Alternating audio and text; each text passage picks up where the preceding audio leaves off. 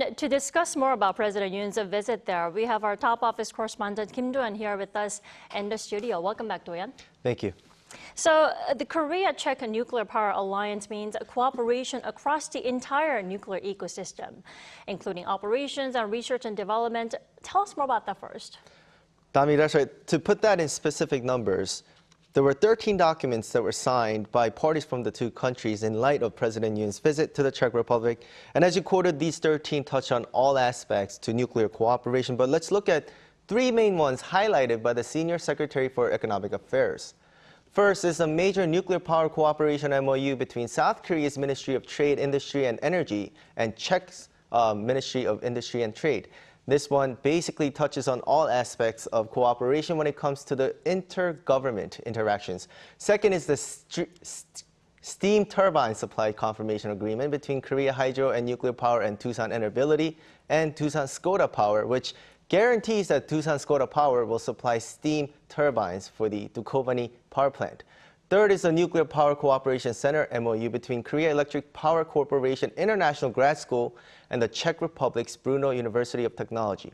This one pertains to the Korean grad school hosting Czech students to foster local talents for the operation of the Dukoba니 power plant going forward. And as President Yoon visited the city of Pilsen on Friday, where much of the production for the upcoming nuclear power plant will happen, he pledged Team Korea will deliver.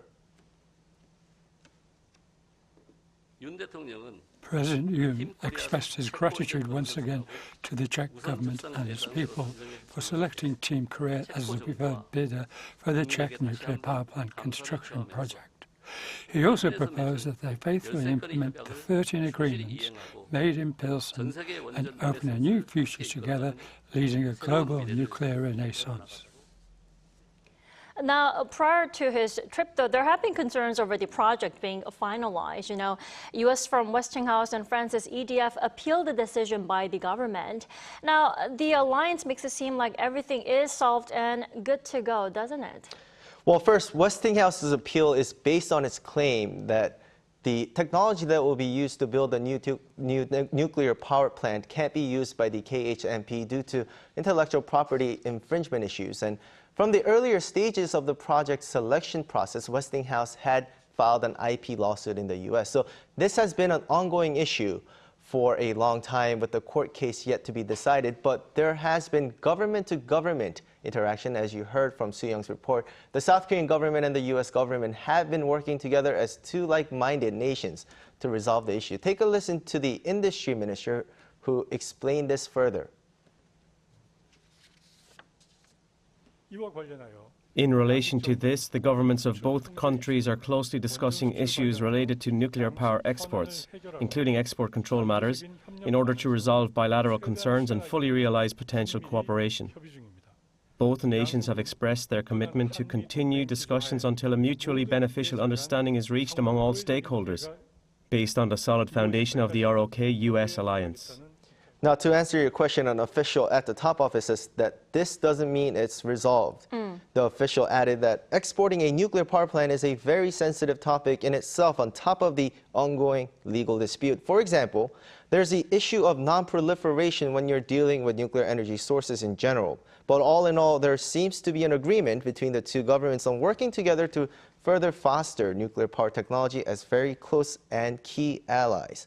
As for the appeal by the EDF, that was more targeted towards the Czech government, as the French company is claiming the preferred bidder process, selection process, was not transparent. That's something the Czech government will have to answer to. Definitely.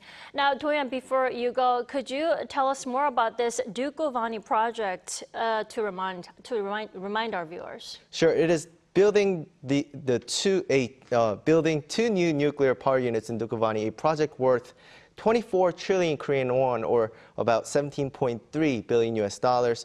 Currently, the Czech government sources around 30% of its electricity from nuclear power. But after this project is done, the government is aiming for around 60% of its electricity to be sourced from the nuclear power source. Yeah. Alrighty, Do-yeon, thank you so much for that comprehensive report today. Thank you for having me.